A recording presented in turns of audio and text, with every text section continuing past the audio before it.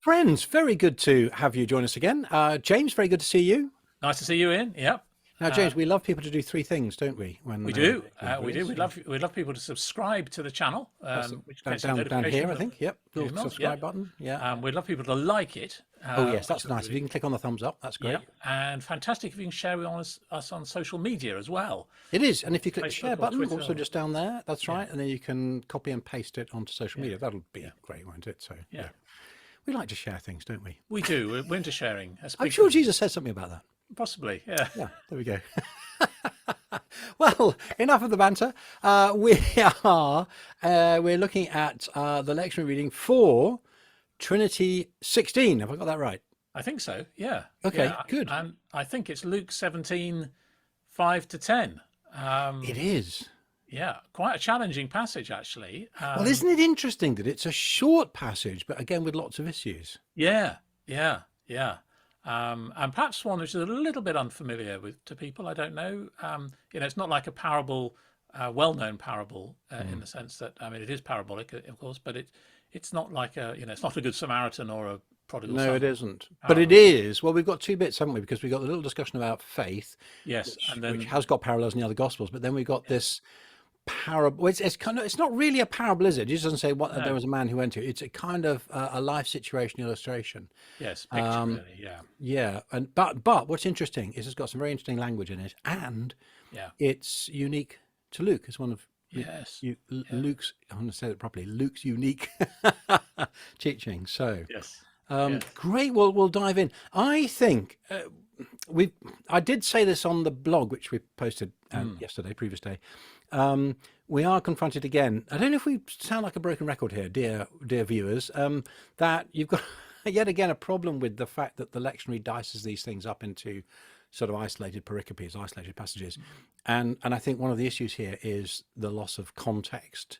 So one of the things I do suggest is say, hey, look, because we dive straight in. The apostles say to the Lord, "Increase our faith." Now, why do they do that? Because of what Jesus has just said, which we hadn't read in this week's lectionary reading. Yes. And it just occurred to me, and I've commented on the blog saying, well, look, to complement, as we're working through Luke's gospel, to complement these snippets, these little bits taken out, hey, what about arranging a reading of the whole of the gospel through? Yeah, yeah. I don't know if that's something Absolutely. If you have a staff team or colleagues, you can do that with them, or family, or Christians in your congregation, or whatever. Little group in a home group, something like that.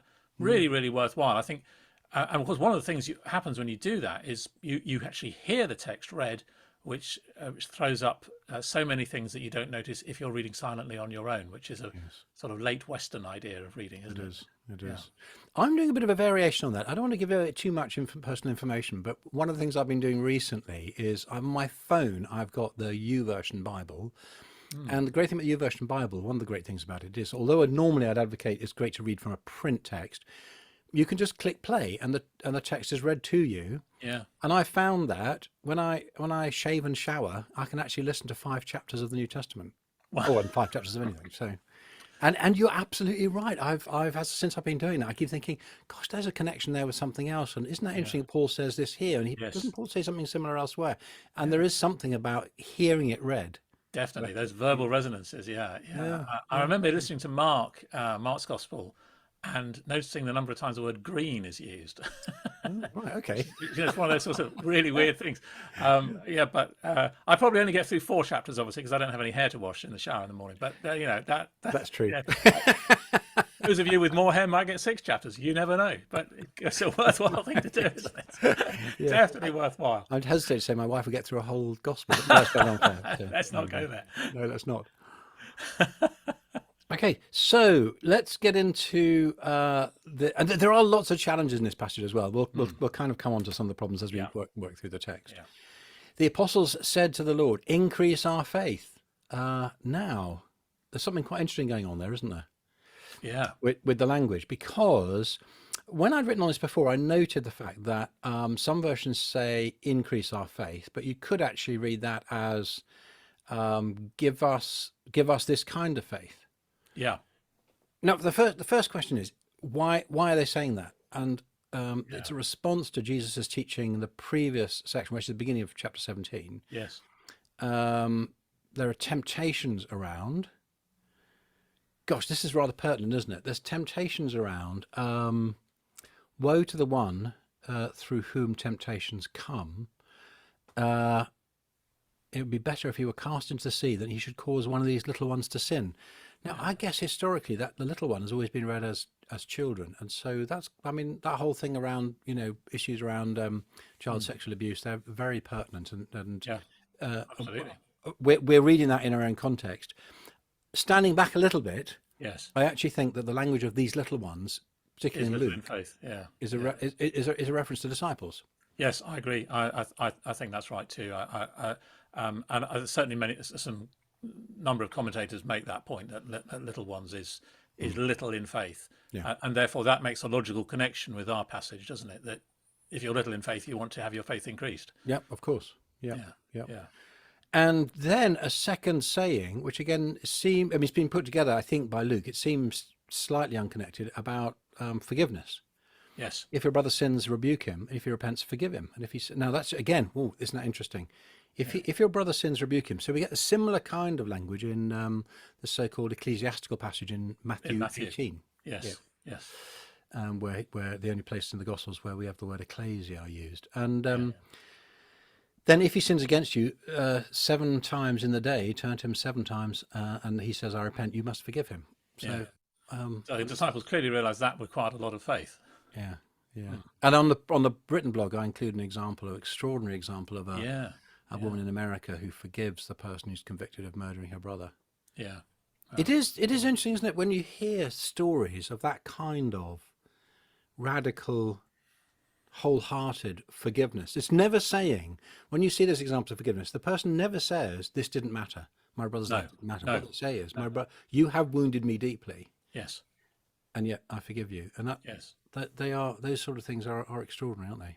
Yeah, and I think there's something really important about the Christian notion of forgiveness here, that it's actually saying this really mattered, something really happened, there is a deep wound here, and it's never ever about saying, oh, it wasn't anything, or it didn't matter, or really you're just a doormat anyway, and it's never anything like that. It's always a very serious matter, which takes a transaction to resolve. Yeah. Yeah, ultimately, of course, the transaction of the cross, but yeah. And it was interesting. I discovered recently, I thought it was a more recent commentator, but it turns out that, assuming this person was correct, somebody told me that it was St. Augustine who said, failing to forgive someone and living with the bitterness is like drinking a poison and expecting it to kill the other person. That's really powerful, isn't it? Yeah, gosh. So, Yeah. I didn't realize it went back to Augustine. Augustine did say quite a few amazing things. Yeah. Now, going on to then the phrase "increase our faith." I was just intrigued that I'd noted that this could be translated "increase our faith" or "give us this kind of faith." And so I actually just this time round spent a bit more time looking at that phrase and just noticed a couple of interesting things about it. So he actually uses the verb prostithemi, which isn't that common in the Gospels. It actually it can be used in quite a mundane way to say just to add something. So it's placing something next to something that's already there. So they're not saying they have no faith. They're asking for something to be added to their faith. And I just picked out a couple of mundane examples. Herod adds to his offences. Again, prostithemi, the same verb, by looking up John the Baptist. Jesus points out we can't add anything to our lives by worrying. Yeah, we can't make them longer. Yeah. But the thing that really intrigued me was that this is the same verb that Luke uses in his periodic summary statements in Acts, where he says that, well, for instance, at Pentecost, the Lord added to their number 3,000 that day. And then at other points in 241, 247, chapter 5, 14, 11, 24, several times Luke says this such and such happened, and then the Lord added to their number. So it just intrigued me that he uses the same verb there in terms of the early church growing and people coming to faith, as the disciples use here. So I just thought there was an intriguing connection there, that actually when we exercise faith, that actually draws people to faith. Yes. Yeah. Really interesting. It'd be great to explore that in a sermon, wouldn't it? And just think about that. But a really interesting verbal connection. Yeah.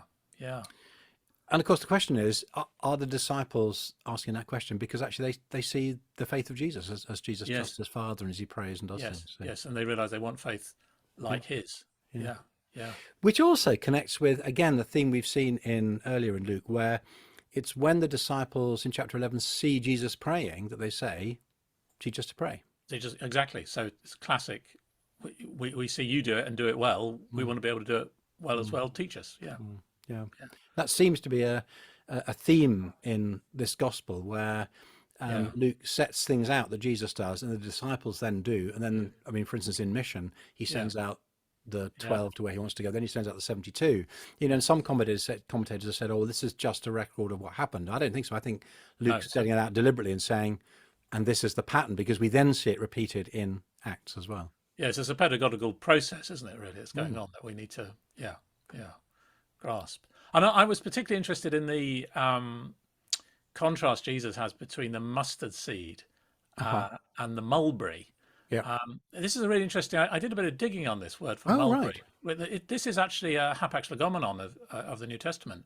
This James, you word have to for explain what a mulberry. hapax legomenon is. It's So a that great is phrase, isn't it? Sorry, it's a phrase. I'm sure you use it without telling anybody. Anyway, yeah. Yes, this is the only place in the New Testament where this word occurs. It's actually Aha. a word related to the word for sycamore. Of course, sycamore trees do occur elsewhere, Right. but Yeah, yeah. this is and mulberry and sycamore may be related. It's quite difficult digging around. Certainly, the mulberry looks like a sycamore. The leaves of it look similar. Yes. But I think the point that's being made is that the mulberry tree has strong and deep roots, Oh, right. and it's being Okay. contrasted with the mustard seed, which is small and Yeah, can be blown okay. away Yeah. by Yeah. the wind. So it's about moving from Yeah. Yeah. Yeah. one to the other. Yeah, that's interesting. I've just looked up, you're right. The Greek word there is sikaminos. Yeah, that's right. Yeah. Yeah. Hmm. And I once somebody once offered me some mulberry wood. Mulberry wood is very good for furniture making, but it's not economic to harvest. So if you get it because somebody's mulberry tree has fallen down. So somebody let me take away their mulberry tree, and I put it on my bandsaw and discovered there was a nail right in the middle of it, and it knackered my blade. Ah, okay. So I burnt the rest of it as a matter of principle. But that's not a sermon illustration, No, it's obviously. not. Well, not here anyway. No, Yeah. not here. No, but interesting, the strong and deep roots. Yeah. But also, we just need to recognize here that Jesus is using hyperbolic language. Yeah. He's not telling us to go around to trees and uproot themselves. No. He is using that as an illustration, but Yeah. but again, you see amazing things happening, and in Acts we see the disciples exercising faith, and they turn the world upside down, Yeah. and the Lord added to their number day by day. Those are being saved. Yeah. Yeah, Yeah. great. Okay, so there's the first part, just the introduction, that comment. Then we move into the second part, the longer part, which it seems to. There seems to be a complete change of focus. Yes. And whereas we've just been talking about faith and Lord, increase our faith, or give us this kind of faith, or add to our faith, or give us a new vision. But then he just completely changes it and talks about masters and servants. Yeah. Which seems a bit odd, doesn't it? It does. It does in a way, except of course that master and servant is a picture that Jesus uses elsewhere in Luke, doesn't he? Luke chapter 12 is perhaps the obvious. Luke 12:35-38. Yeah. And similar kinds of relationship are used elsewhere. But it is fascinating that he goes straight for this this illustration, doesn't he? With this interesting introductory phrase, which of you, or which one among you, or which is very much a phrase directed to his disciples, isn't it? Yes, Talking yes, to those who yes, already trust and believe, but yeah. want to grow. That it's worth just pausing on that, because we've noted several times in the discussions about these passages in this section of Luke, that this is within his sort of journey section. So in Luke 9:51, he sets his face to Jerusalem, and then this is all teaching on the way, as it were. Now, I think people make the mistake of thinking that this is therefore sort of chronological, and we haven't had the journey motif mentioned for a while. And in fact, just at the end of this passage, in the next verse, in verse 11, Luke refers again to the journey. So verse 11, on the way to Jerusalem, he was passing along Samaria and Galilee. And it's just really worth noting that if he's still passing along between Samaria and Galilee, he in 8, 9 chapters, he hasn't travelled very far. No, he hasn't. So it's a reminder that Luke isn't here offering us a chronology of Jesus' journey, but he is offering us, therefore, something thematic. Yes. And again, a couple of weeks ago, we talked about the possibility that actually what Luke has done here, just as Matthew gathers Jesus' teaching into these 5 blocks, what Luke is doing here is he's gathering together connected teaching of Jesus on issues and themes in the life of the disciple. Yeah. So he's put these two together. I also wondered, we'll dive into this passage, but it seems to me as well that this second part is basically saying it's not all about you. Yeah. Absolutely. Yeah. Ministry and discipleship is not about you, the minister, you, the disciple, your ministry. And I suppose that helped me then read the previous passage, because there's a sense in which when Jesus does his teaching, the disciples say, oh goodness, increase our faith, Right, yeah. make us bigger. To which Jesus is saying, look, it's not about you. If you had a tiny bit of faith, then you'd be able to do great things. It's not about trying to become a super disciple or a super Christian that everyone will admire. No. And I suppose for me, and I don't know whether you find this helpful, I suppose the analogy I heard years ago, which it seems to me I keep coming back to, is that the picture of if someone's car's broken down and then you've got a car and you tow them. If you're going up a hill and you're trying to tow them up a hill, if you're not managing to pull them up, it's no good putting a thicker rope on it.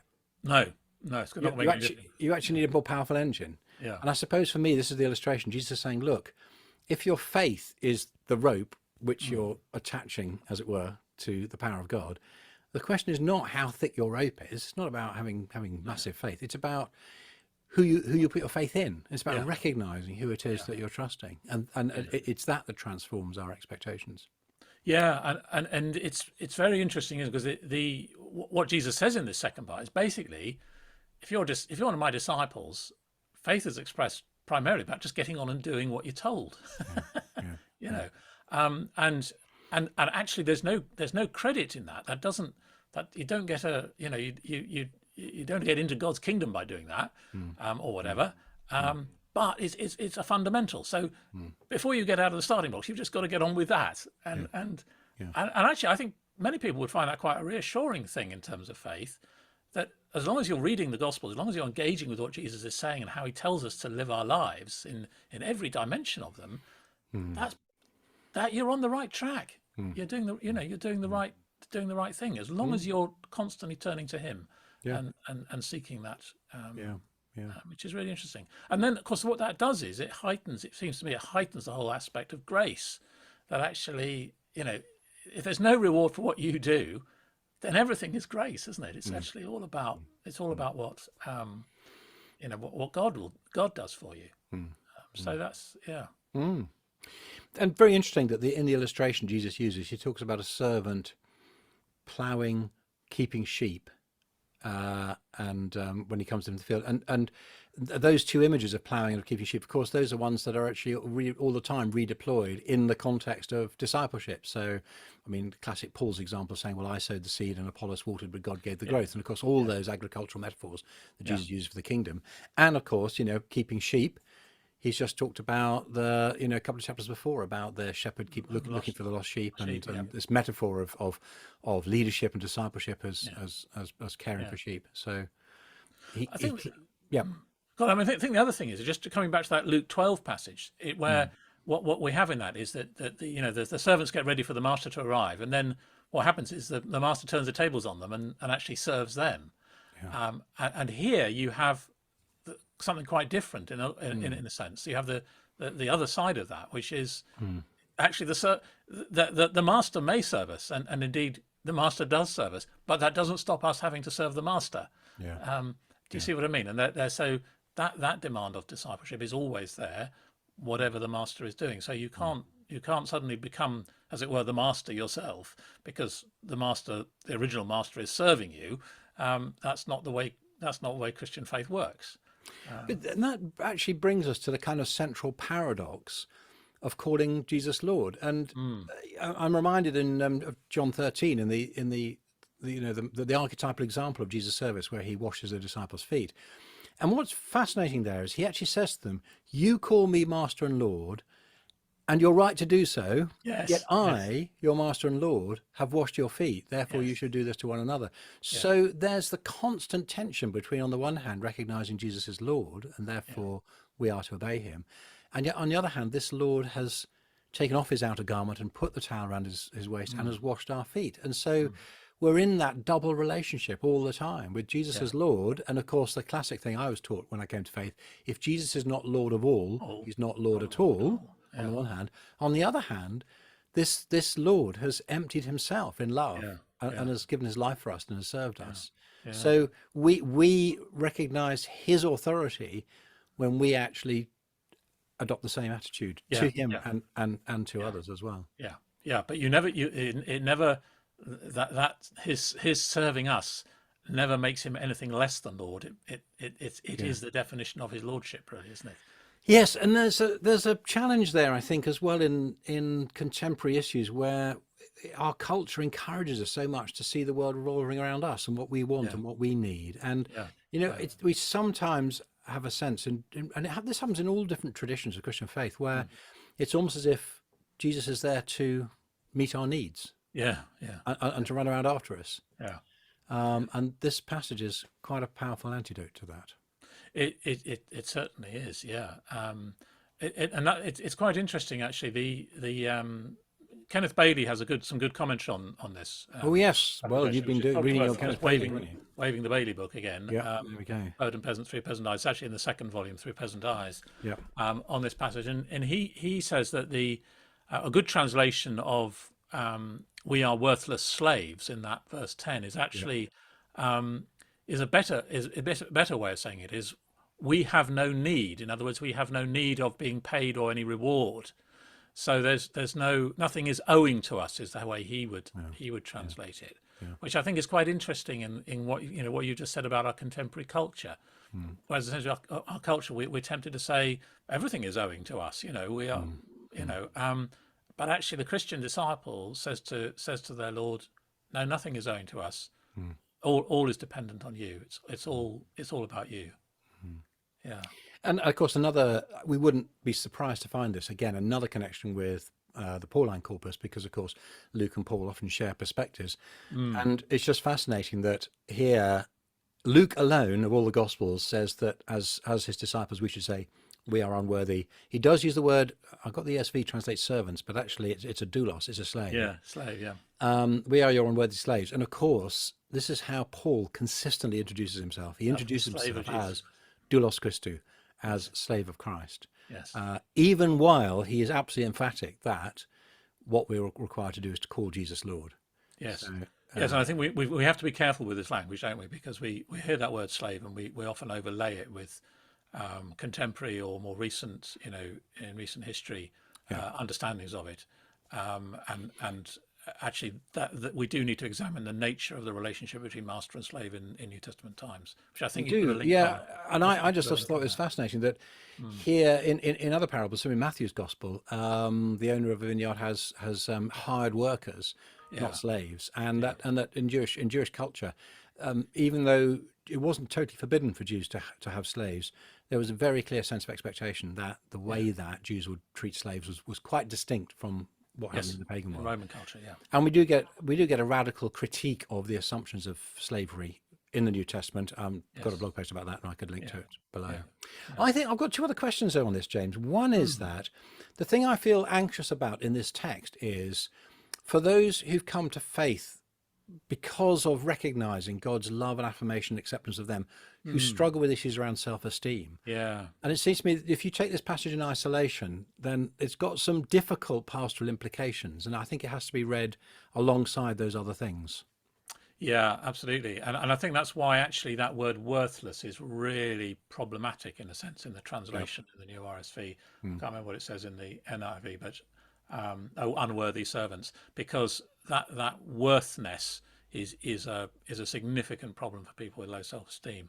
Yeah. So I think that's why Bailey is really helpful in Yeah. saying actually we don't we're not owed anything. We're not owed wages. We're not it's not about being worthless, because clearly the servant or the slave is worth a lot to their master, because otherwise the master wouldn't be asking them to do all this stuff.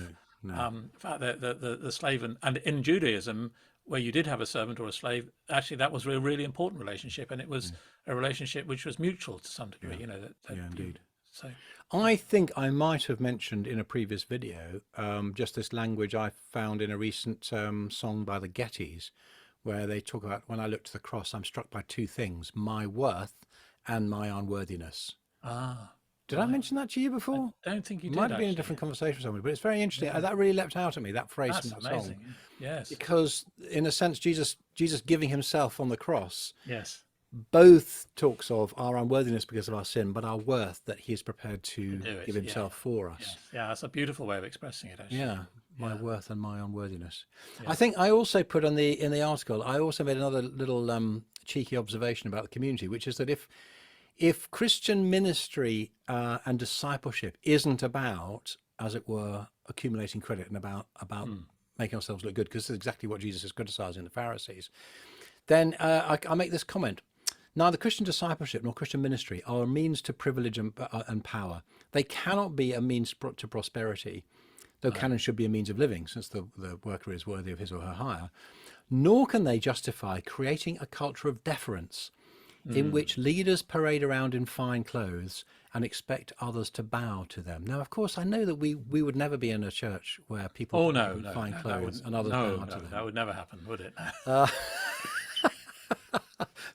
It just seemed to me to flow from the passage. If we don't gain the status and esteem by virtue of our ministry, but we do say we are unworthy servants when we haven't merited any extra credit by our ministry, then surely that means that we're in a body of believers, a church, an ecclesia, where people aren't differentiated according to their different ministries. No, there's an essential equality between us. Yeah.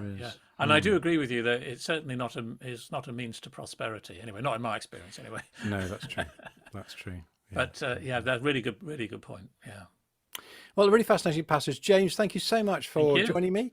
And friends, thank you very much for joining us. And we hope and pray that this has really brought the word alive for you in your either your reading or your listening or your preaching this week.